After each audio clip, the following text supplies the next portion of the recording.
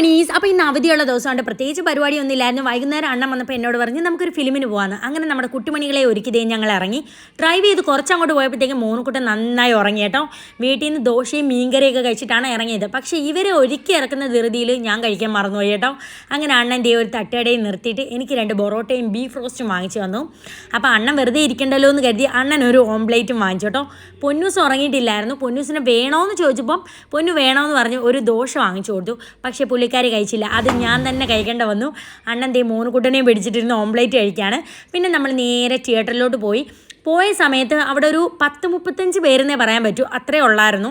അങ്ങനെ നമ്മൾ സീറ്റിലിരുന്ന് കുറച്ച് കഴിഞ്ഞപ്പോഴത്തേക്കും എൻ്റെ പൊന്നെ, കോളേജിൽ ടൂർ പോയ കുഞ്ഞുങ്ങളെല്ലാവരും കൂടി അങ്ങ് ഇരച്ച് കയറി വന്നു കേട്ടോ. പിന്നെ കണ്ടുകൊണ്ടിരിക്കാൻ തന്നെ നല്ല രസമായിരുന്നു, കൂക്കുവിളിയും വിസിലടിയും കയ്യടിയും ഒക്കെ ആയിട്ട്. അപ്പം നമ്മൾ കാണാൻ പോയ ഫിലിം അടിപൊളിയായിരുന്നു, കോമഡി മൂവി ആയിരുന്നു. സുരാജ് വെഞ്ഞാറമൂടിയും ആസിഫ് അലിയുടെയും അഡിയോസ് അമീഗോ എന്ന് പറയുന്ന നല്ല അടിപൊളി